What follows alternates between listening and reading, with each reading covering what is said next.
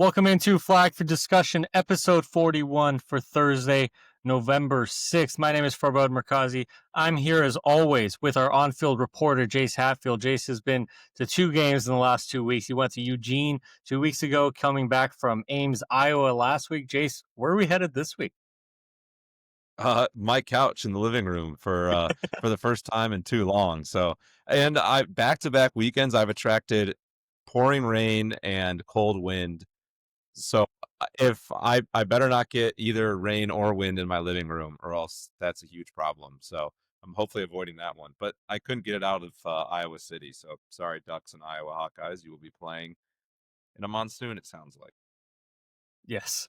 I was actually debating whether or not to ask you if you were dry again, but I see you're well kept now. We're ready to go. Jace, you know how another fun place that you can go, I went there on Sunday, is an amusement park. And in amusement parks, they have like signs next to each ride, like you must be this tall to ride. And that's specific criteria to be able to ride the ride.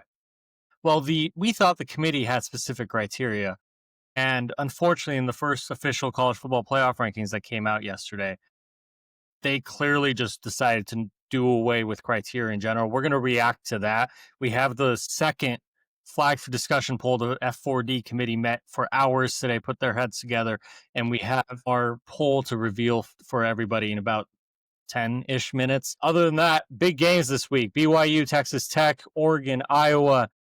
There's some massive games. There's also the SEC Essential non-bye week. Ole Miss is a 54.5 favorite over the Citadel.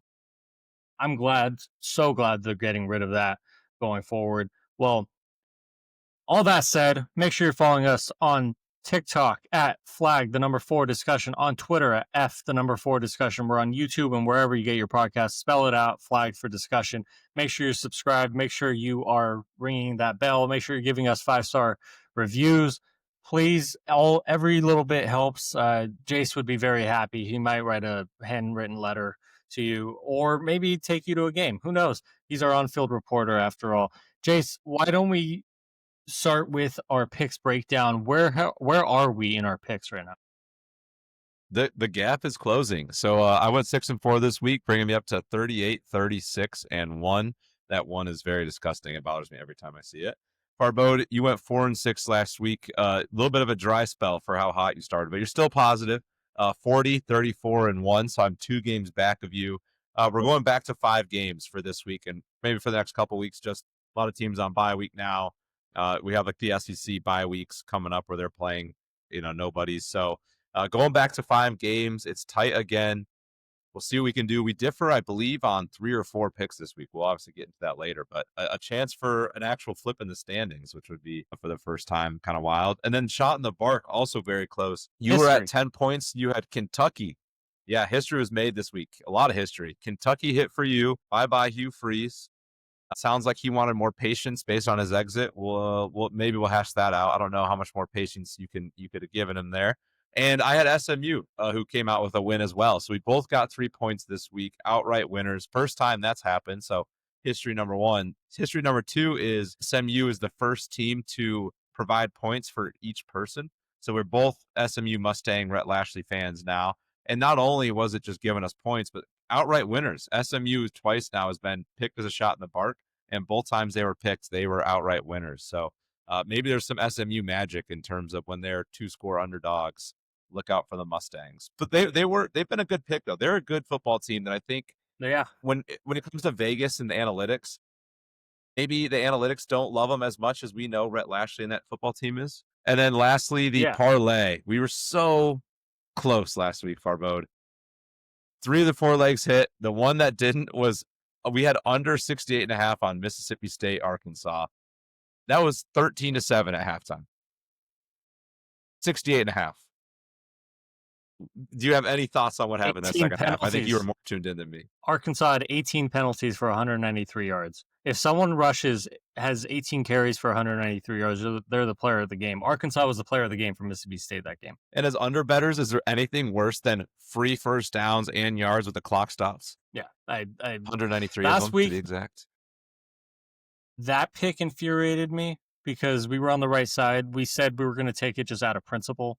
The other pick that infuriated me, and I know you're probably very happy, I'm still bitter. Gunnar Stockton taking the knee at the 1, where I could have won that pick and gone 5-5 for the week, but lo and behold, sitting at 4-6. All good. That's why God gave us week 11. We have picks to make for this week. That's coming at the end of the show. We got to talk about the college football playoff rankings that came out yesterday. For anyone who doesn't know, obviously the AP poll goes from preseason to throughout the season. This is the college football playoff committee that decides who's in the playoffs. And for what it's worth, there were parts of it that we liked, and there were parts of it that it's not that we don't like it, we just don't understand. But just to give a breakdown, Ohio State, Indiana, Texas A&M, Bama, Georgia make the top 5. Ole Miss, BYU, Texas Tech, Oregon, Notre Dame or finish out the top 10, and we'll get to the rest of them. But if the playoff, if the playoff seeding happened like this is what the first round would look like. Memphis would go and play Georgia. Oregon would go to Lubbock and play Texas Tech. Virginia would play Ole Miss. Notre Dame would play BYU. And then four teams that get the automatic bye are Alabama, Ohio State, Texas A&M, and Indiana, who await the winners of those games. Ohio State would be playing the winner of Texas Tech, Oregon in the Rose Bowl, possibly. Ooh. So, yeah, that not a fun path for either of those teams. But I guess or for Ohio State, that's like the last 2 teams I would want to play in that. They got to fix how they got to start. They got to do the reseeding, like the NFL does that, right? Yes. If I'm Ohio State, like the same thing happened to Oregon last year. It could in this world would happen to Ohio State. I don't want to play Texas Tech or Oregon. They would probably rather play BYU. They'd probably rather play Ole Miss. They definitely would rather play Notre Dame or Memphis. They got to do that reseeding, but nonetheless. And just a reminder for everybody, the top 4 seeds in the playoff that get a bye are no longer the top 4 ranked conference champs. It's the top 4 teams that the committee thinks are the best teams in the country. So in terms of fixing the playoff from last year, they got one thing right.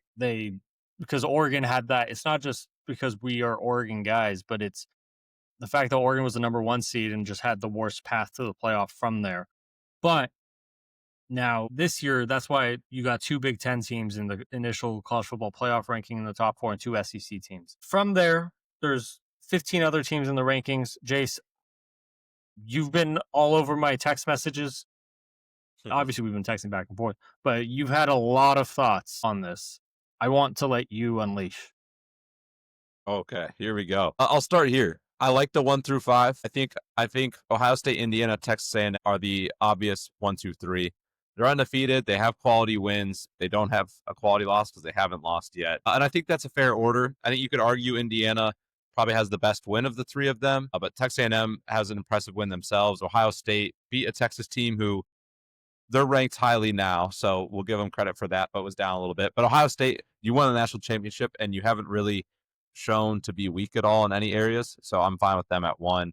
I think Bama, the 1-loss team, so 4 through the Bama, Georgia, Ole Miss, Texas Tech, Oregon, and then I'll throw BYU in there. They're not 1-loss, but they're undefeated, but I'll throw them in that group. This one, I think, is where there's a lot of room. You could probably argue multiple teams in what spaces.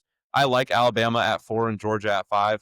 I think eye test, they play good football. They've beaten some good teams. Alabama obviously beat Georgia, so let's put Alabama above them. That would mean Georgia's loss was in Alabama, so an impressive loss for themselves as well. And then Alabama, they have the worst loss of these teams with them losing to Florida State.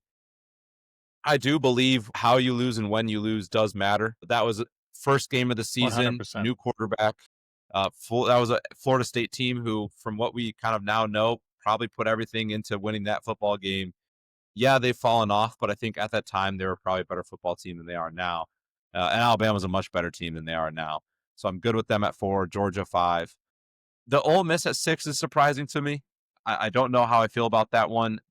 My thing with Ole Miss is, yes, they have an impressive win against Oklahoma, but it was a John Mateer half-healthy Oklahoma, and there was a 1-score game. But the thing that is interesting to me is Ole Miss has 4 1-score games against sub-500 teams. And I like Ole Miss a lot more than you. Yeah, Like they I have think some like these pieces and they look good on TV, but 4 one-score wins against sub 500 teams, that's pretty poor. And I think I have to say, if a non-SEC team, if Indiana or Ohio State, Oregon, any of those teams had 4 one-score games against sub 500 teams, it would really penalize them. It would be a massive talking point. And I think people are kind of letting Ole Miss by with they play down the competition, and their lack of defense is letting bad teams score a lot of points. And that's something that you see from these other elite teams that doesn't happen. So I think that them not getting punished at all for having 4 really weak games in their schedule is interesting. To have them above Texas Tech, who has, other than their 1 loss 0 weak games in that schedule, they have 7 incredibly dominant wins. Oregon has 6 of their 7 wins were very dominant. So and I would argue that Oregon has a better loss than Ole Miss. I would argue that Texas Tech has an equally has a worse loss, but I think they're just much more dominant with their wins. I say all this to say, and I'll let y'all hand over to you after this. The middle portion of the poll is where I have the most questions with, because I think they're incredibly inconsistent with the logic and how they put teams where they put them. I thought they were very hypocritical at times and probably unintentional. yeah, I think I just want to just stick with the top 10 real quick. Indiana, Ohio State, you're absolutely right. You can put Ohio State at 1, Indiana at 2, Indiana 1, Ohio State at 2.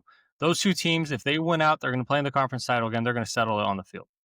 But with that said, Indiana, if the committee were to play and make their decisions based off of what they say is criteria of strength of schedule, what they like home and away wins, common opponents. Indiana is far and away above Ohio State, and that's why it sounds silly to argue 1 versus 2. But Indiana has a win on the road at Oregon. Ohio State has a win at home, game 1, where they scored like 14 points against Texas, and that was, I would argue, that was a much different Texas team than what Fields takes the field today. But that's one thing. 3-4, A&M and Bama, I won't argue it much. I think Bama's got the impressive win at Georgia. That's fine. I think Bama will settle itself. They got a decent schedule going forward. Georgia's the tough one for me. Georgia has not been dominant, but they've held on. They've mastered the art of winning one-score games. That's what BYU has done too. And Georgia's got their only loss to Bama, so I guess you got to put them at 5. I got to make this clear. Georgia is not the same Georgia this year as they were in 2021, 2022, or even 2023. At that point, I guess maybe Georgia has a better resume than some of the teams behind them. I don't, but that's for the top 5. You can settle that there, and I think everyone would agree. I don't have a major problem with that. You don't have a major problem with that. We'll settle that in the F4D poll too. What I don't understand is I understand BYU's undefeated. They played Colorado, beat them by 3. Colorado got smoked by the last 2 teams. They've given up 50 and barely scored by the last 2 teams they've played. They beat Arizona by 6. They beat Utah by 3, which was a great win, but they had to come back in that. They beat Iowa State by 14. They were down 24-10 at one point. Very impressive to come back. I understand that. But they've been hanging on by the skin of their teeth. They've been kind of the Georgia of the Big 12. They're hanging on. And if we want to promote undefeated teams, I understand Virginia is not undefeated because they lost week 1, but Alabama lost week 1 and they've won out since. I don't think Virginia is a top 10 team. I don't think they would make it far in the playoff. But if that's your criteria, I understand that opponents are different and strength of schedule is different for Alabama versus Virginia. But then why is there a 4 versus 14 gap there? And then Texas Tech, I think you and I don't have a major problem with them being in the top 10. They're largely every game they've won has been basically by a lot of points, like 2 or 3 scores. So they've been dominant and they are excellent. And they've won some of those games with their backup quarterback, and the game they lost was with their backup quarterback. So I'm fine with Joey McGuire's Red Raiders there.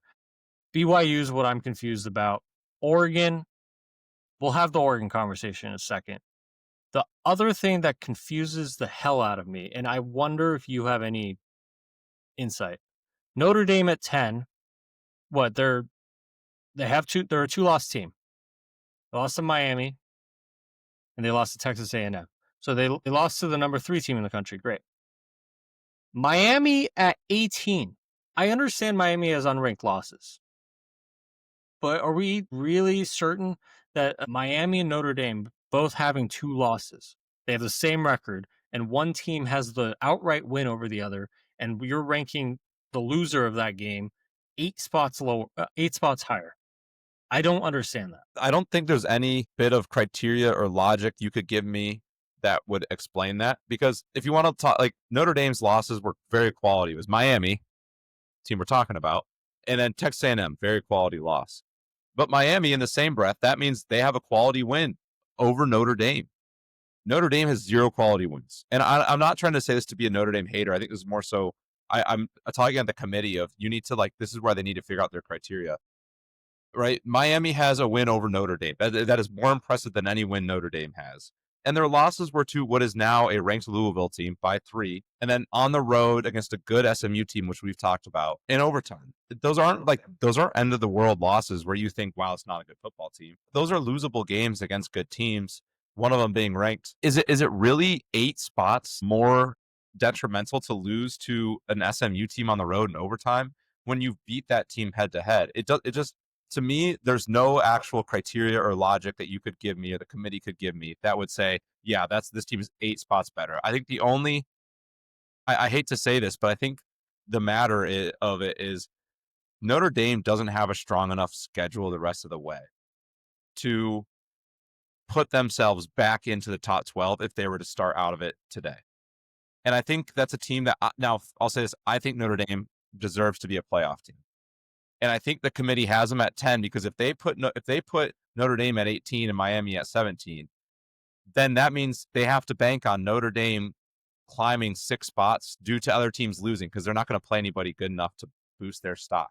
So my guess is this was them saying like, win out and we'll put you in. We'll take care of you. Just take care of your business and you're going to be right here.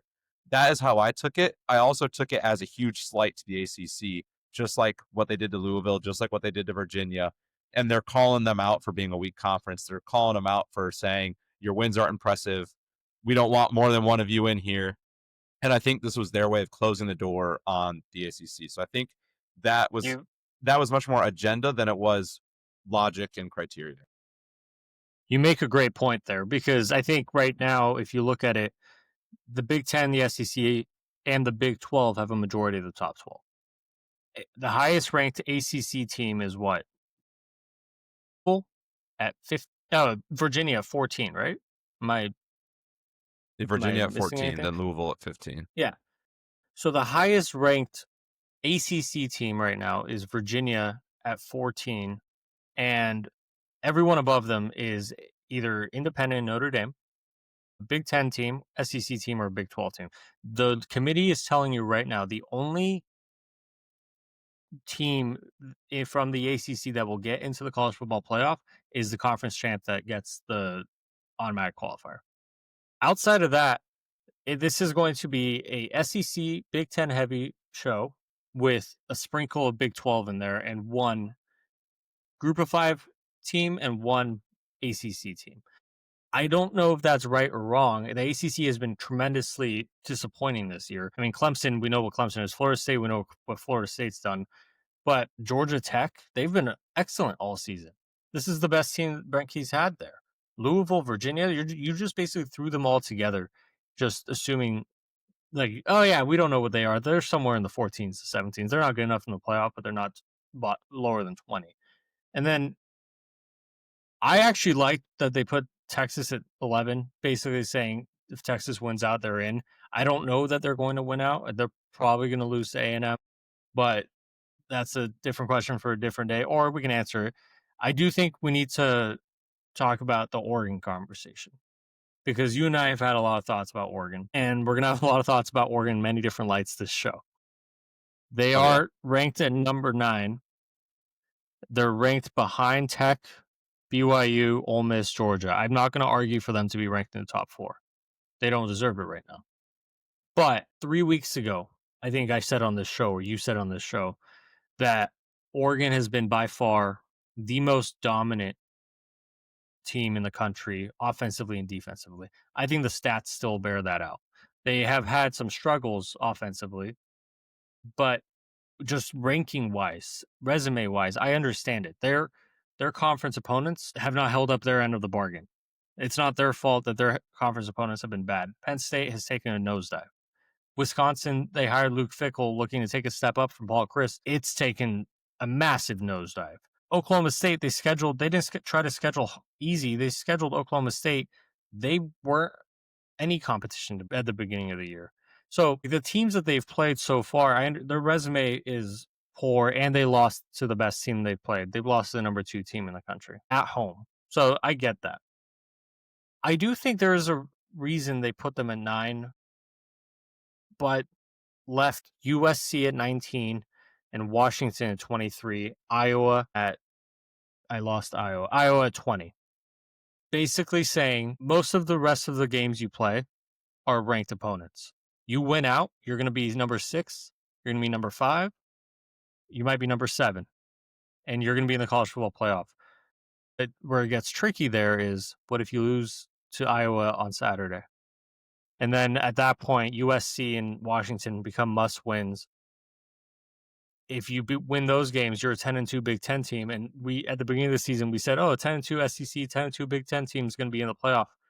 I don't know if I'm certain about that anymore. Yeah, the Oregon scenario is a very interesting one. And I don't think the committee, I'm with you. I think the argument for Oregon ends with Bama and above. Like, I don't think they deserve to be over. But Georgia, Ole Miss, BYU, Texas Tech, and Oregon, those 5 teams to me are very pivotal in who you could argue over the other. I think there's a lot of valid arguments for one or another. I'm not even going to try to argue for Oregon to be over some of the others, but I want to point out some of the inconsistencies that the committee went with when they talked about these teams here. Like I said, I don't think they should be over Alabama, but I'll point out some inconsistencies. Alabama has the worst loss of any of these one-loss teams against a really bad, what is now really bad Florida State team.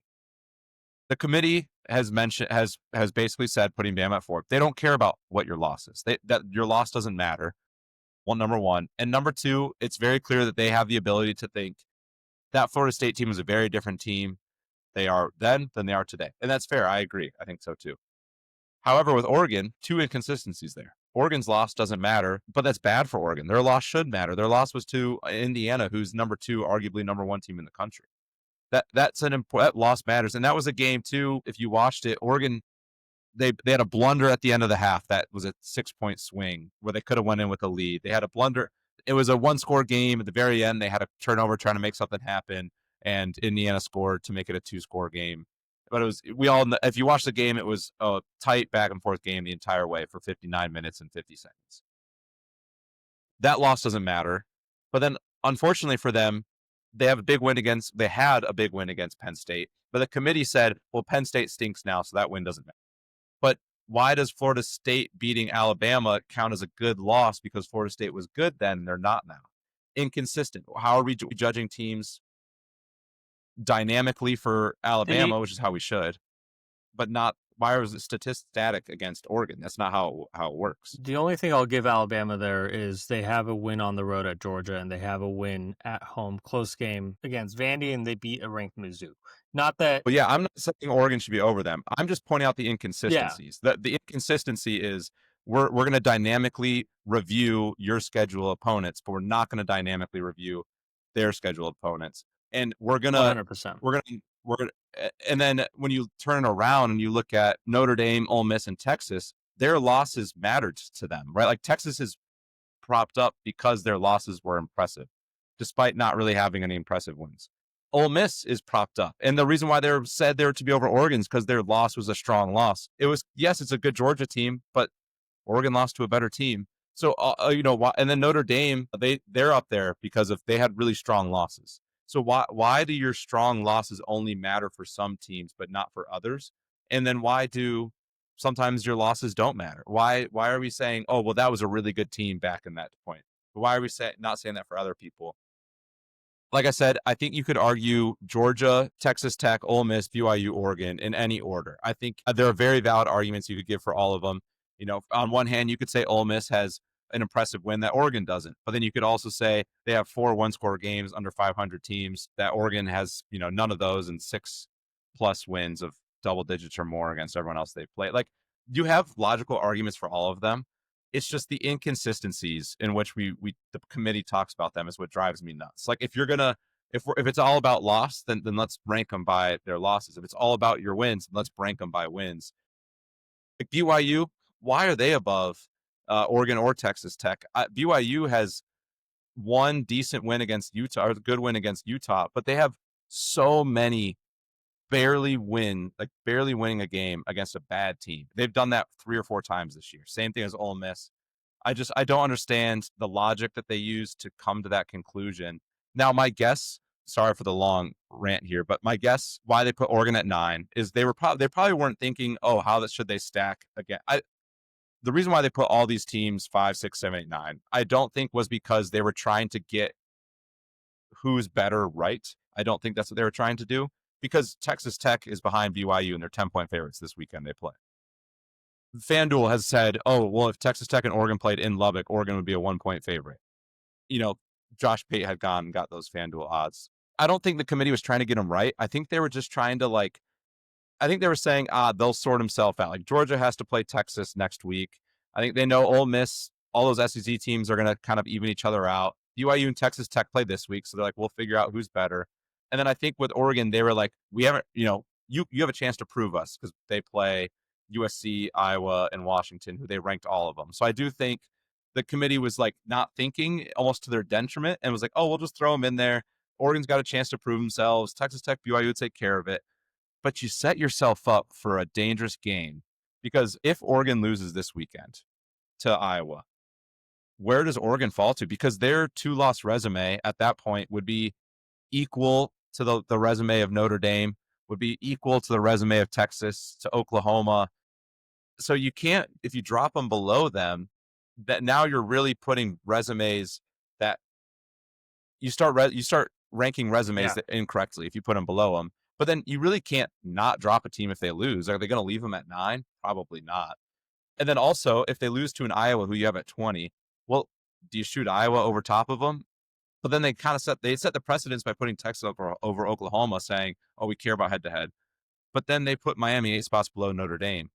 So then you're like, do you care or not? I think they unintentionally were a little careless with those teams, not realizing the spot they might put themselves into if things go awry, which obviously we hope not. But that's the epitome of the inconsistencies by the committee. I think it's going to come back to bite them at some point this season, if not next week. I think you're absolutely right. One thing I want to mention is the committee has shown us in the past years, not that this is a TV game for the first couple of these, but they have course corrected on the final one multiple times, even if the teams just won in past years. And I know last year was the first 12-team playoff, but even with the Jordan Travis injury 2 years ago, Florida State was still in the top 4. And then on the final one, Florida State was dropped out. And that caused a lot of turmoil. So you're right that the committee was careless and might screw them later, but they've shown us that they want to be screwed and just hated on year after year. I'm going to try to keep this part short, though. Is there a team on this top 25 that is in danger? Full-blown falling out of the top 14, top 12, if with a loss? Because I think they put Texas in there strategically, because if they beat A&M, all of a sudden everyone above them's in danger. I think Oklahoma, they probably won't win out, but they put them at 12, almost like a gift right now. But they have such a hard schedule going forward that I don't know if Oklahoma's going to win out, and they're probably going to be out of the playoff in general. They have Alabama November 15th. They got Mizzou. Now it's a little easier because Mizzou's with a backup quarterback, and they got LSU to finish this year. It's not terribly hard, but it is damn hard, and they're probably going to lose one of those games. So Oklahoma's probably out. Does that help Utah move up? Does that move Virginia in there?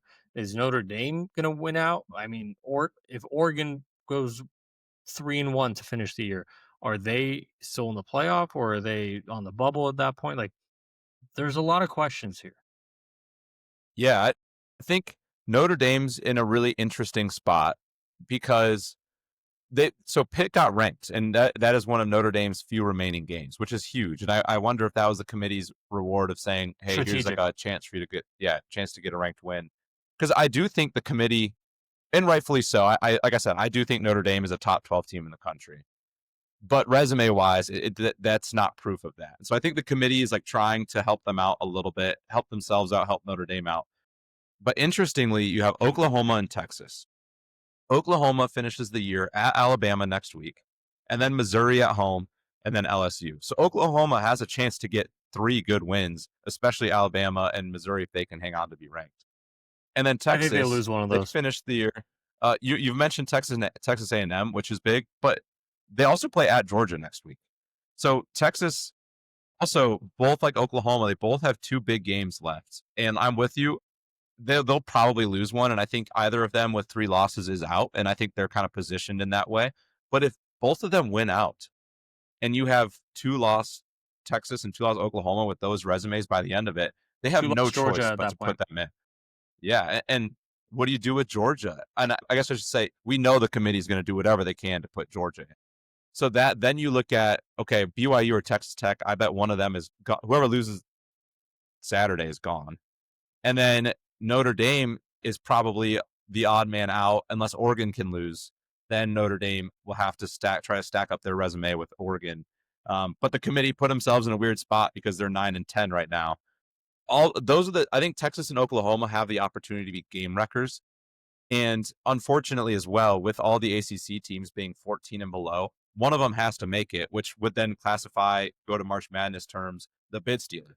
I think you're going to have an ACC team that might be outside the top 12 take a bid. You're going to have a group of 5 team outside the top 12 take a bid. That's going to leave you with 10 teams to decide from. And then you probably assume BYU Texas Tech is out. And then it's Yeah. between Oregon and Notre Dame It's just hanging on for dear life, I think. my advice to everybody who is worried about where their team is: win out and you'll be fine. It's the best advice I can give you. If I were their coach, I would try to win every game. And like, as if they're not trying to do it already. All right. That's the first college football playoff ranking. I'm sure we'll react to next week's. But like I said at the top of the show, the Flag for Discussion Committee met today. We talked about the college football playoff rankings, and we said that was stupid. Let's give you a better ranking. So you still might not like where your team is, or you might love it. There's some similarities, some differences. This is how the Flag for Discussion Committee sees the top 25. Jace, you want to go ahead with either order, 1 through 10 or 25 to 15? Yeah, we'll start with 1 through 10 here. It's pretty similar, nothing too crazy. So top 5 is the exact same: Ohio State 1, Indiana 2, Texas A&M 3, Alabama 4, Georgia 5. Syria, 3 undefeated teams: Ohio State, Indiana, Texas A&M. Ohio State, we just kind of more so giving them credit. They haven't really shown much weakness outside of week 1. Defending national champions, are undefeated, and they have the 2 best players in college football. Till proven otherwise, we're going to keep them there. Indiana, I think, just has a little bit more an impressive of a win at Oregon than Texas A&M does at Notre Dame. So we're going to go Indiana at 2, Texas A&M at 3. Alabama, of the 1-loss teams, we like their resume the most. We thought the win in Athens was the best win of any of those teams. And then their loss week 1 against Florida State, we both believe in dynamic ranking of teams. Teams are different throughout the season. I think they got the best version of Florida State that's existed this year. And I also think that was the worst version of Alabama this year. Perfect storm for that upset. And Alabama has proven us wrong with good wins, and that Athens win really stands out to get them there at 4. Georgia at 5. This is the 5 through 10 is where it gets a little like we said, you could argue, but we tried to stay consistent. Georgia at 5, Texas Tech at 6, Oregon at 7, Ole Miss at 8, BYU at 9, and Louisville at 10. I'll let you take the floor a little bit about what we were thinking and our attempts to be consistent. Right. So there's very similar teams here outside of Louisville at 10. Louisville at 10 is much higher than what the A people had them at.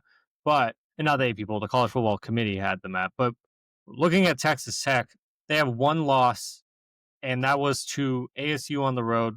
They had their backup quarterback playing. Every other game, even with their backup quarterback, they have demolished teams. They have taken the soul out of teams. They have a very strong defense, a very good offense. We think Texas Tech in general has is positioned perfectly to go win the Big 12 and set themselves up for a top 4 seed maybe, but at least a conference champ automatic qualifier spot. We also love Texas Tech. We've loved them all year. We're huge Joey McGuire guys. Oregon at 7. It's not that different for than the college football playoff committee that has them at 9. But what I'll say is they have, if you can call it, a good loss. And what they're set up now to do is go and beat USC, Iowa, and Washington and even further themselves up. Maybe, depending on how those games look, you can find yourself in the top 4. But what we thought was not unfair, because that's the wrong word and it comes off homerish from the two of us. But we thought at 9 gives Oregon basically zero margin of error, what the college football playoff committee did. And not that like you shouldn't be losing these games, but other teams got more margin of error who have more losses or who have just the same amount of losses. And basically what the committee's telling Oregon is, hey, you lose 1 or 2 games, you might be out of the playoff entirely. That 7 keeps them right in there, and it gives them the opportunity to go in as a 10-2 Big Ten team, which everyone agreed unanimously at the beginning of the year. A 10-2 Big Ten team, depending on the schedule, is likely in. Ole Miss, I like a lot more than Jace. Their defense has struggled, and one thing that they have over Oregon is Ole Miss's game. Oregon has over Ole Miss is Oregon's wins have been decisive. Ole Miss, for the most part, their defense can't stop much, and they played a 3-point game to Washington State. Washington State just lost to 1-8, 2-8 Oregon State.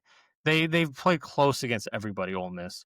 So I really like their offense and their potential, and I love Lane Kiffin. I just think there are some clear deficiencies with that team that puts them at 8. BYU, we really don't know what BYU is. Everything I said about Ole Miss, you could say about BYU, except BYU found a way to win all their stinkers. And then Louisville, I mean, they have a great win against Miami. The committee doesn't want to make it seem like a great win. Jeff Brom's a great coach, and Louisville has delivered for the most part at 10. I think it gets much more interesting 11 through 15 because that's where we start to pretty much differ outside of Texas from the committee. Yeah, one note on Louisville too, to hype them up a little bit more. They have 2 ranked wins at Miami and then at Pitt. Pitt is now ranked. So if we're gonna give Notre Dame the Pitt ranked win at the end of the year, we got to give that to Louisville too. They won by 7 on the road there, and their only loss was to a 1-loss 8-1 Virginia team in overtime. So they have a good. They also beat a good 8-1 James Madison team early in the year by a couple scores. So Louisville, I think, got disrespected. I think that's a team of any team in the country that has that chip on their shoulder of, man, I think the committee did us a little dirty. I think they can stand on that business. So wanted to hype up their resume a little bit more because it is a little bit more impressive than I think people give them credit for. I think I completely agree with you. I also want to point out one thing. BYU, we've been down on BYU a lot this show. They're an excellent football team. We just disagree with their placement in the college football playoff ranking, but we still have them in the top 10. We think they can do special things. We just also think like you got to slow your roll. They got a true freshman quarterback. Their games haven't been dominant, but they found a way to win them. And winning's a skill, despite what people want to tell you. But at the same time, there's better we think there's better teams and quality teams for this season. 11 through 15, that we got Texas, Vandy, Miami, and Notre Dame. One thing I strongly disagree with, and I think everyone basically disagreed with, is they put Miami 8 spots behind Notre Dame, which made zero sense to me, even though Miami has the outright win over Notre Dame. We think that for the most part, when 2 teams have the same schedule, same record, and one team has the outright win directly over that team, they should, most of the time at least, be ranked above the team that they lost to. I mean, that they beat. So Miami, I think, yeah, they've had Mario Cristobal losses in November. They've lost to unranked teams. But at the same time, I don't think anything changes from what you and I said 3 weeks ago. That offensive line, defensive line combo is nasty. The corners and the secondary can suck, guys, and it's just on Carson Beck to keep it safe. and he hasn't in a couple games this year. So, yes, do they deserve to be in the playoff right now? We have them in the bubble. They have, but like kicking them to 18 makes no sense to me. Yeah, and like their two losses. It's a ranked Louisville team, which we just went through the resume. It's pretty darn good. Especially it's Jeff Brom. He's known to kind of pull off those upsets. And then their bad loss is a 6-3 on the road in overtime at SMU. A good SMU team who was in the playoff last year with the coach and quarterback combination. So they like people kind of downplayed their loss, like, oh man, such bad losses. Is it really a bad loss, or are we just kind of saying that so we can write off an ACC team? Because a lot of people don't like Miami, so I think a lot of people are comfortable writing them off as quickly as possible. But I think you need to actually sit down and think about the resume for a second. Their losses aren't bad, and they have that Notre Dame win, which was a good win. They looked like a good football team. They were up almost entirely that entire game. They've also had some really dominant wins where they've looked the part, which I think is important. I think it's important. We said about BYU when we knock them a little bit because they don't look the part. They eke out wins against bad teams. Miami had killed some bad teams, which that's what good teams do. So Miami at 13 was definitely one of the bigger variances I think we had than the committee. And Notre Dame at 14, I don't want this to be taken as a slight because it's lower than what the committee had. But I think when you actually break down the resume, you had two chances to prove yourself. You lost both of them, and they haven't really played anybody that good since, but they've blown them all out, right? So they're not playing great teams, but they're killing them, which is what good teams do. And at 14, like Texas above them is probably going to lose one of their next few games, which will knock Notre Dame back. I think between the loser BYU Texas Tech is probably out of the playoff. That's going to knock somebody back. In this case, we have Louisville. We have one ACC team over them, so you don't have to worry about them being jumped by another. And then I think between like Vandy, they'll probably knock themselves out or just kind of get shut back as the season goes on, and we'll figure out what happens with Alabama, Georgia. So I do think, like, yes, Notre Dame's at 14, but if Notre Dame takes care of business, they're going to have a chance against a ranked Pitt team to boost that resume. Us at having Notre Dame at 14, still very much there's a path forward for them to make the playoff, which I think is fair. I think they're a top 12 team, but I don't think we needed to rush them into the top 10 quite yet. I agree. I'm going to run through 15 to 25. If we have any other notes, obviously bring it up. Number 15, we got Utah. 16, Virginia. 17, Georgia Tech. 18, Oklahoma. Might be a little low for some people.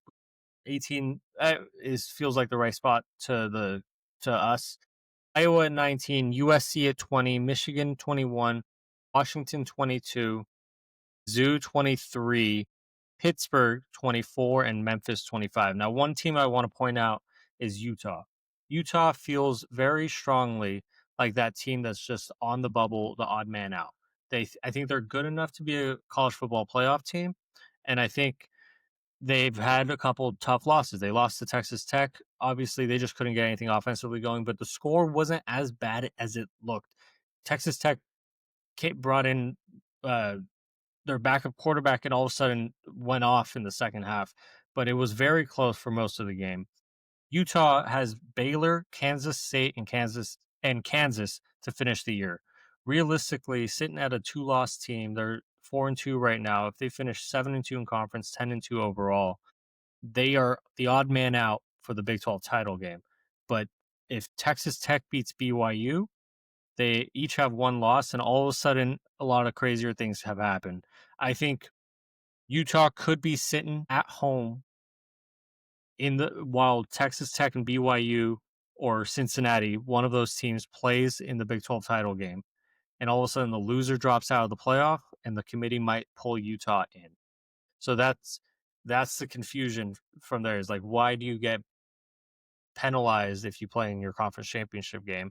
But Utah might benefit from that. Georgia Tech, I think, is another team that should be still squarely in the college football playoff rankings. They just lost a bad game. Oklahoma, I think, is where we'll get a lot of pushback. I think this is almost foreshadowing. We already talked about their schedule. They're probably going to lose one, maybe 2 games to finish the year.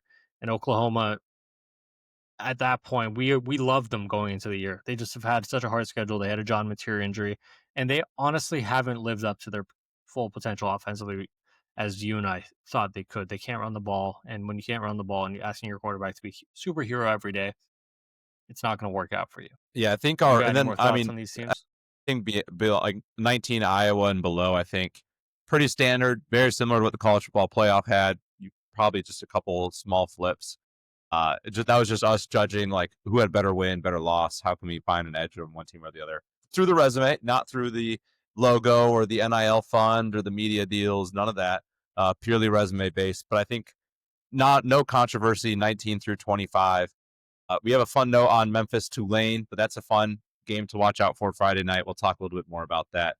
But I think that's a good wrap on our F4D poll. I think the F4D poll is more truthful. If you're curious about where real college football stands in terms of resume on the field, give the F4D poll, aka the Truth poll, a look. The college football playoff poll, like you said, it's all over the place, and I think they like to set themselves up for like a last day drama kind of thing, which is also plays into that.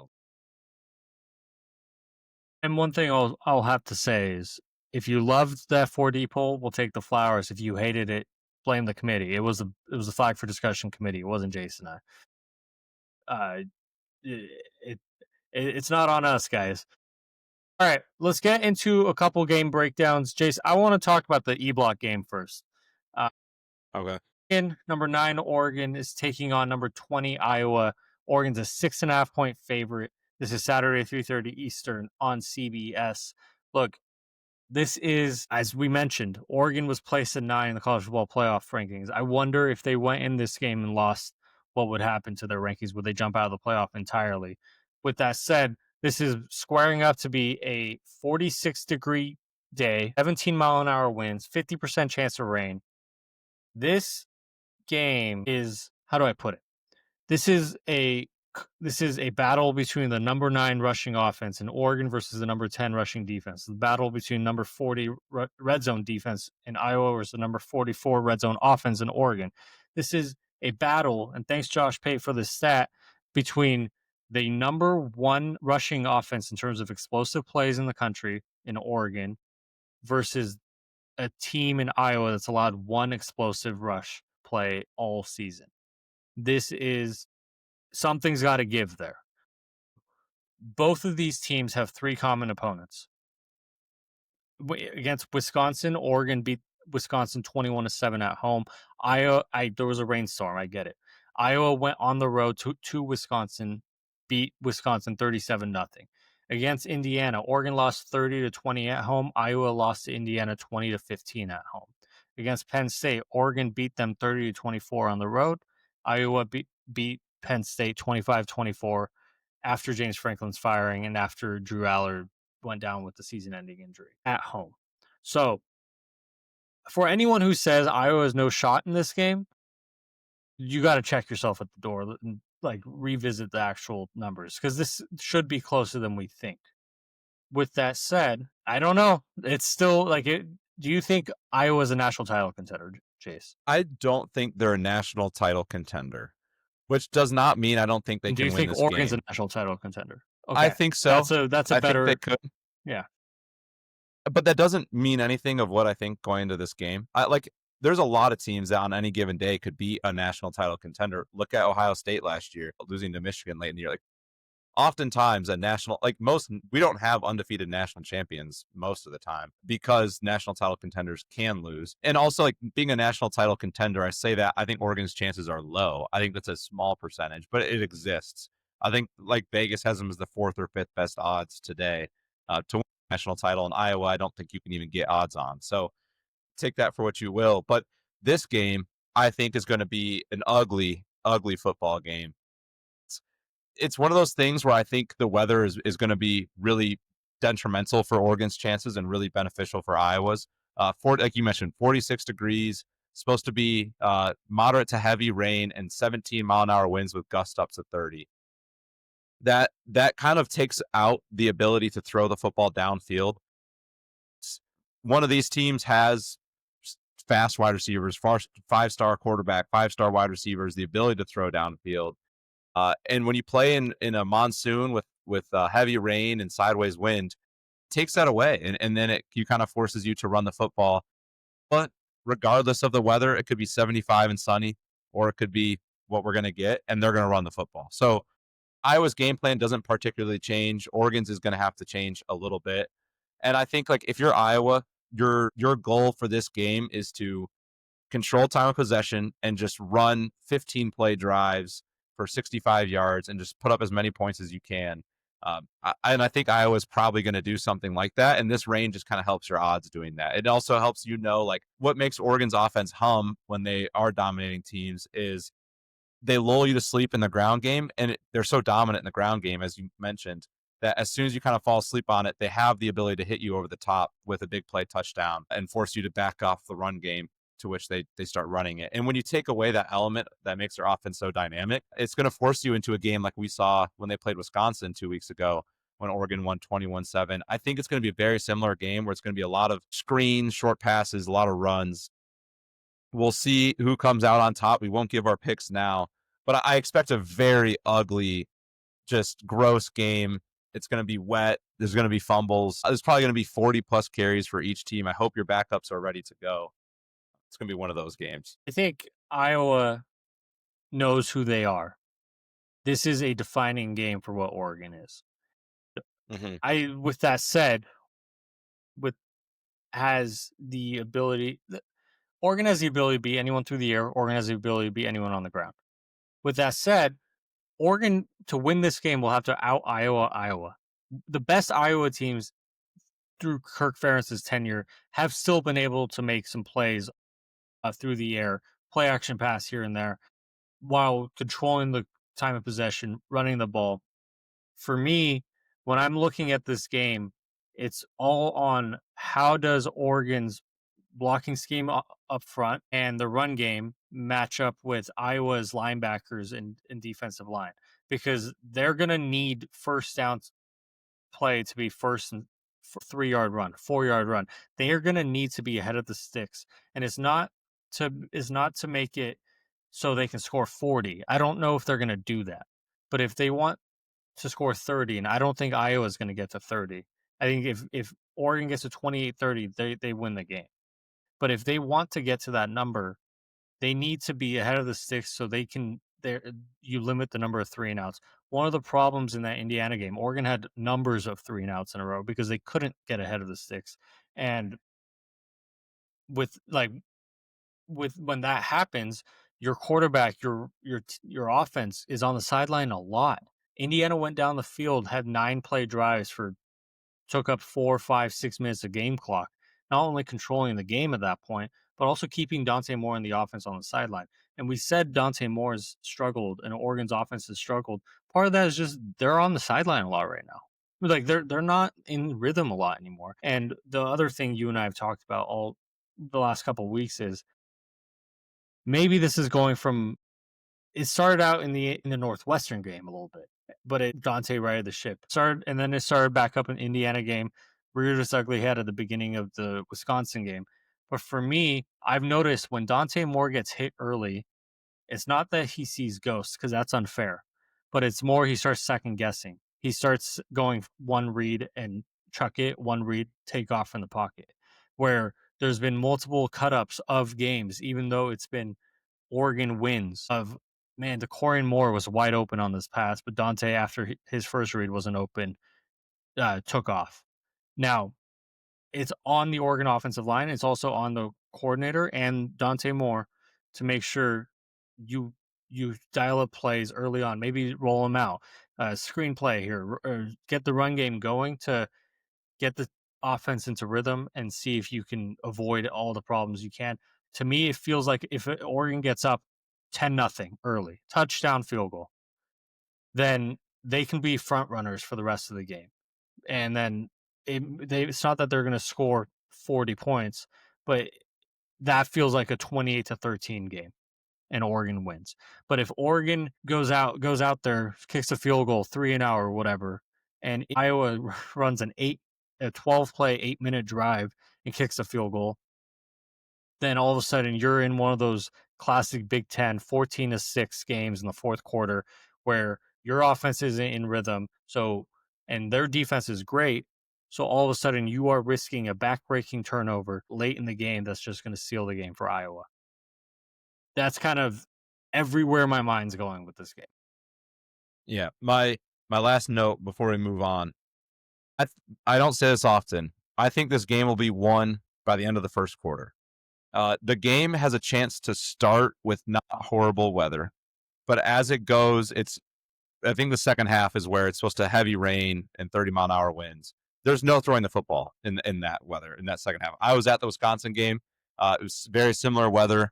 There was no throw like even on the sideline when quarterbacks were warming up, it was curving good 4 or 5 feet, and they're standing, 10 yards from each other, throwing out against the wall on the sideline. There's no throwing the football in the open field once it gets heavy. I think whoever gets up to a lead early, it's going to just come down to, can you stop the run or can you run through somebody? I think both these teams are so evenly matched in that ground game. It's going to take an early lead, take advantage. If the weather gets nice for a second, someone's got to take advantage of it.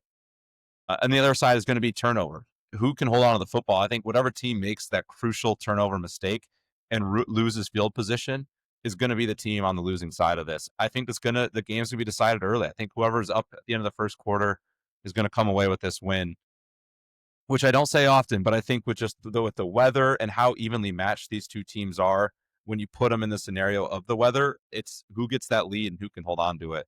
And I think we're going to find that out quickly. Now, I know you said you want to move on. One last thing. There is merit to this take that I heard today. Last year, Oregon was amazing, wire to wire. From game one to the Big Ten title game, they didn't skip a beat.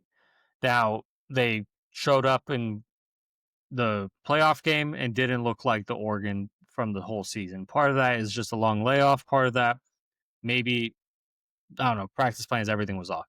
The one comment that I've heard today that feels right, and maybe it's optimistic, but what were we saying about Ohio State at this point last year, especially after they lost to Michigan? People were talking about Ryan Day's firing, but Ohio State planned that season.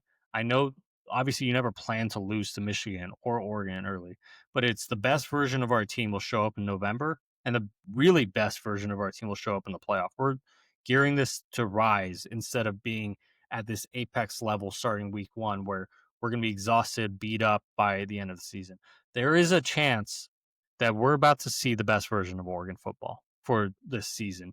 And not that they've been holding things back, but they've been rising, and they've I mean, for bye weeks this year, they have worked out, they have practiced. But last year and the years before under Dan Lanning, it's been called a work week.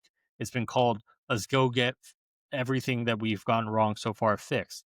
This year, Dan Lanning's been saying, we're resting our guys a lot. It's a long season. We want them to be ready for the stretch run.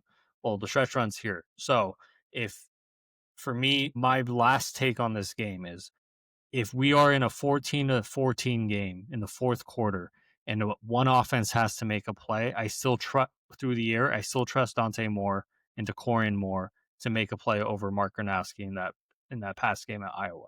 So that's what I think, but I don't know if it'll even get to that point. We'll break down Texas Tech BYU in our picks. Let's get to Shot in the Bark. Last week was a historic week in Shot in the Bark. We already went over that. Jace, actually, before I ask you, Shot in the Bark, as always, we pick an underdog, 8.5 points or greater underdog in a game. If they cover that 8.5 or higher, we get 1 point. If they win outright, we get 2 additional points. I'm sitting at 10 points. Jace is sitting at 9 points on the year. Jace, who's your dog for this week? This was maybe the worst Shot in the Bark pick, like a games you could pick out of week. Normally there's a few that catch your eye. This one wasn't really any. I'm going to go with Cal plus 20.5 at Louisville. I don't really have a whole lot to say on this. Cal is kind of a frisky team, true freshman quarterback. One game, they lay 0 points against San Diego State. The next week, they look like they could beat anybody. I'm hoping for one of those. ACC craziness, maybe, something like that. 20.5 points, also a lot of points for, same conference there. So that's also my hope. It's a lot. That's a pick that I don't hate. Like, I think Cal has been the most unpredictable team this season, I think, in the country. They've looked unbelievable at times offensively, and then they get shut out by San Diego State. Go wire to wire with UNC, hold on to that. Then I don't know. It's just, I don't know how to pick them, so I stay away from them now. But I don't hate the pick because you know how much I love picking these massive spreads and Shot in the Bark. My dog is BYU. It's kind of foreshadowing my pick for the game. BYU plus 10.5 at Texas Tech. The main reason is the last time they lost by more than 7, I think, is November of 2023. When they win, they could blow teams out, but we've covered it already. It's been close. When they lose, for the most part, it's within a 1-score game. So if you're giving me 10.5 points in that game, I'm going to take BYU to cover. Now, the only thing that makes me nervous there is Texas Tech has covered every game minus the ASU game by like 3 scores. So there is a little bit of nerves there. I mean, theoretically, this is this is the 7 versus 8 team in the college football playoff rankings. If there's a 10-point difference between those two teams, then there's something wrong with that. But Jace, let's get to our week 11 picks. As always, as we said at the beginning of the show, we're picking 5 games this week. The last couple of weeks we picked 10, but this week, until I think probably rivalry week, we're going to pick 5, go back to that number, the best of the best. Jace, you pick first. You had the better week last week. It's the second straight week of that. I got to try to end this, but I do have to tell you, I'm seeing this week very clearly. I'm ready. I think I'm seeing you and I, we highlight the correct picks in green, and we highlight the incorrect picks in red. I see a lot of green in my picks right now. So you pick first. Tulane, Memphis. This is a massive game for the American, for the group of 5 representative in the college football playoff. Memphis is a 3.5-point favorite. This is a Friday night game, 6 p.m.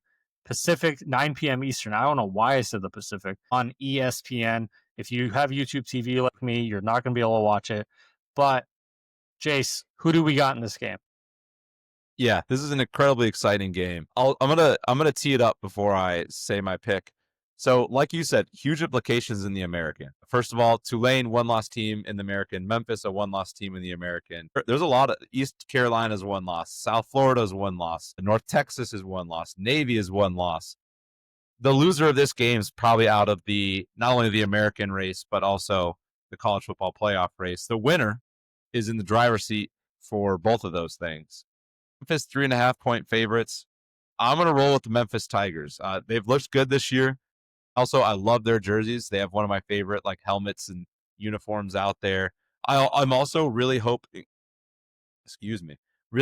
for a North Texas Memphis 11-1 clash in the American Championship. Winner goes to the playoff. I think those are the 2 best teams in the conference outside of South Florida. That's my hope. But I'm going to go with Memphis minus 3.5. If you get North Texas Memphis in the college football in the American Championship game for the college football playoff, I do have a quick question for you. Who's going to be coaching those teams for the playoff? Because both of those coaches will get snatched up by some school. And with due respect to both of those teams, those coaches will not stick around to coach in the college football playoff. They will go to Auburn or Arkansas or Florida if they get offered. That's a great question. They should call the people on the F4D committee, I think, and see if they're willing to coach. I heard they're great. They're handsome too. I'm going to take Tulane to cover the 3.5. I'm looking at Tulane's schedule right now. They've had close wins, but their losses. They lost last week badly to UTSA. There were some rumors that John Summerall and his staff were distracted because of his coaching rumors, and they lost badly to Ole Miss, who's a top 10 team. Outside of that, they've taken care of business everywhere else. This feels like a bounce back spot for Tulane, and the hook at 3.5 gets me excited. So I'm going to take Tulane to cover the 3.5. I'm not sure who wins because if I know this is cop out, but if Oregon and Iowa and Texas Tech BYU weren't playing, this is the game I would be most excited to watch this week. Let's go to Lubbock. Number 7 BYU taking on number 8 Texas Tech. Tech's an 10.5-point favorite. This is Saturday noon on ABC. Once again, if you have YouTube TV like me, you will not be able to watch this game. You already know my pick because I know you're supposed to pick first, but you already know my pick from Shot in the Bark. I'm going to take BYU to cover the 10.5, Texas Tech to win. Yeah, that's a good bet. The hook on the 10.5 is nice there. I'm going to go with the Red Raiders. I think BYU's got a great streak going, as you mentioned, of not losing by more than 7 since 2023 in November. I think it ends here. Texas Tech has an ability to dismantle good teams. We saw it with Utah. Utah and BYU seem to be very evenly matched. And I think BYU with the freshman quarterback is going to face a defense that he has never seen before. Scheme and talent and speed. Yeah, I think Jake Rodriguez and that defense leads the charge for Texas Tech. I'm envisioning like a 35-10 game with Texas Tech comes out on top and just Wow. solidifies why they deserve to be. I also think they're going to be a little angry that they got put behind BYU in the playoff. I think they're going to feel a little disrespected. I think they're going to say, "Hey, Ole Miss, watch this," and they're going to come out on fire. So I'm going to go Texas Tech big. It's also game day, right? Yes, it is. I think This is the first time they didn't so. go the first Big 12 or ACC team, I think. I can't believe that I'm not backing the tortillas, but I'm going to take BYU because they were my shot in the bark. All right, going to Iowa City. Put on a jacket. I've heard Dan Lanning's not going to be wearing a jacket. He was advised to, but he's not. I'll tell you that story offline. Number 9, Oregon heading to Iowa City, playing number 20. Oregon is a 6.5-point favorite. It's this Saturday, 3:30 Eastern on CBS. Jace, who do we got in this game? I'm going to quote my man Logan here. Iowa shitty is where they're playing this thing. I'm going to take Iowa plus 6.5. I think the rain and the weather truly, truly, truly turns the tide into Iowa's favor. I think Oregon taking out the passing game is a huge part of that offense and what makes that thing hum. And not having that, I think, is going to be detrimental. Even if Oregon comes out on top, I think it's by within 6.5. But I'm going to take Iowa to cover, and unfortunately, I do think Iowa's going to win this game outright as well. Wow. Wow. So that's going to be a big shakeup in that F4D poll next week. I'm going to take Oregon. Not a homer pick. I said it in our breakdown of it. If we're talking about 2 even run games, 2 even run defenses, if we're talking about similar, similar conditions that both teams are playing in, and I need one team to make one play offensively to take a lead or to extend a lead, I think it's going to be Oregon. I understand conditions are going to be terrible. I think this is going to be a middle finger game for Dan Lanning and the Ducks. And they've had 2 weeks to prepare for this game. And I'm not saying they're going to score 45 or 50, but 32-10 feels like a middle finger game for anyone who's been doubting the number 9 Ducks. I'm going to take the Ducks to win and cover. I think their offense is going to be a lot more successful. The only thing that makes me nervous is that Iowa's run defense is really good. And if Oregon truly can't pass the ball, then they might not be able to run the ball either. And that's going to be the terrors of random turnovers. All right, we already broke that game down. You're taking Iowa to win and cover. I'm taking Oregon to win and cover. Heading down to Columbia, Missouri. Beautiful Columbia, Missouri. Have you ever been? I've never been, but we'll be there one day with F4D mics. Number 3, Texas A&M taking on number 22, Mizzou. A&M is a 6.5-point favorite. Mizzou's on their backup true freshman quarterback. A&M's got to drop something, right, Jace? This is Saturday, 3:30 Eastern on ABC. Who do we got in this game? I'm going to go with A&M. I like A&M on the road in this spot. I think Mizzou, good, not great team. I don't know if they have the juice to hang with someone like Texas A&M. I love Mario Craver. I love what he brings to the table. Casey Concepcion, Kevin Concepcion, and then Marcel Reed. I just think those 3 guys are just going to be too much for Missouri. Missouri, they hung in there with Alabama. They've hung in there with Vandy. But in both those games, they just didn't look like they had what it takes to like hang out in a shootout when it got to that point. And I think Texas A&M is another little bit elevated level of both of those teams. And I think Texas A&M is playing good football right now defensively, better than they have all year. They'll figure it out offensively. I think this is the week they do so. I like Texas A&M. I think they're going to continue their hot streak. So A&M's got Mizzou, obviously, this week. They got South Carolina at home, Samford at home, and then Texas on the road. I'm going to tell you right now that Texas A&M is going to lose one game before the end of the season. Pick your bet on which one it's going to be. Samford. I don't think it's going to be Samford. I also don't think it's going to be this one. A&M is going to win and cover this game. Their defenses showed up this year all year. I think you are expecting a letdown spot at some point from the battered Aggies. but at the same time, I don't think it's this one. I think I said it earlier in the show. Texas might lose to A&M, but that game's in Austin, so that might be tough for A&M to win that game. Last game, fired coach syndrome. LSU at number 4, Alabama. Alabama's a 9.5-point favorite. This is Saturday, 7:30 Eastern on ABC.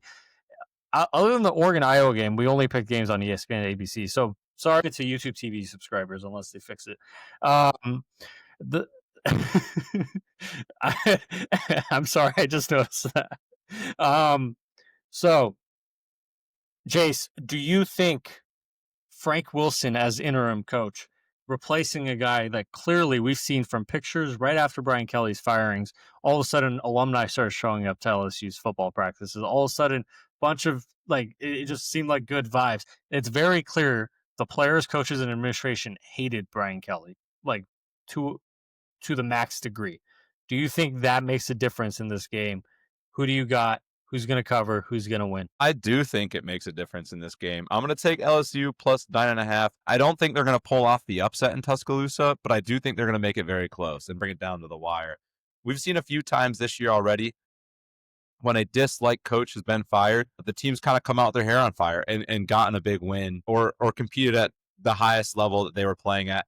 This LSU team has a lot of talent. Like, don't forget how many 4 and 5 stars and NFL players are on this roster.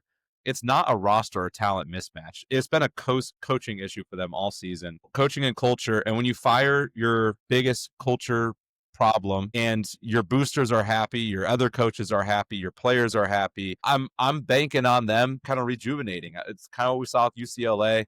We saw it with Oregon State recently. I think they're going to rally, and I think they're going to come out and play their best game to date. And like I said, there's not really much of a talent mismatch between these two teams. I don't think they get it done, but I think they push it to the very end. The 9.5 is a tough hook, but I do think they keep it within one score. Anyways, give me LSU plus 9.5. So every reason you just said is reason to take LSU, and it's a great one. I think also there's like two bounce back scenarios that you all often see in the NFL and in college football. Teams looking really good. It's a backup quarterback for one game that looks really good because the other team doesn't really know them, and the team wants to rally around him. And it's the interim coach for the first game. After that, it's a crapshoot. If the interim coach is really liking the players really like him, he gets hired like Antonio Pierce did with the Raiders. If the interim coach isn't great, then they'll start losing every other game.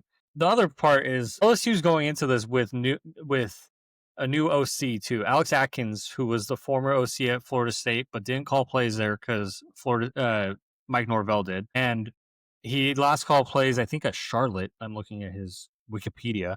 He's going to be calling plays for LSU. So Joe Sloan's gone, Brian Kelly's gone. Every reason to take LSU. I just haven't seen LSU's offense be able to run the ball.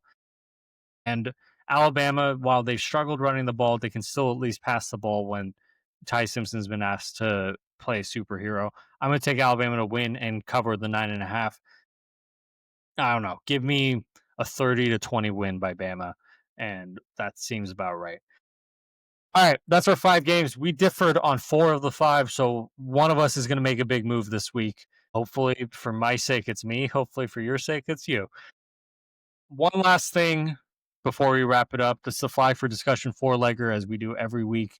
This one, we feel just as good about as every other week. Let's go leg by leg. Jace, why don't you give us the first one? All right, first one, it's the one pick'em that we agreed on, Texas A&M -6.5. I think we're both in on the Aggies this week. They've been playing really good football. I think you feel the same way as me. We're kind of waiting for it to accumulate into a really dominant big win, and we both kind of feel like this might be that week for them, which always leads to a letdown against Stanford. No, I'm kidding. It's not going to be Stanford. Yes. Aggies -6.5 for leg number 1. Leg number 2, Clemson -2.5 versus Florida State. Look, both of these teams are crap, but Clemson has at least they've shown fight. They shouldn't have lost last week. There was a bad pass interference call. Dabo Swinney's made some pretty bold takes against the officiating and the ACC conference this week.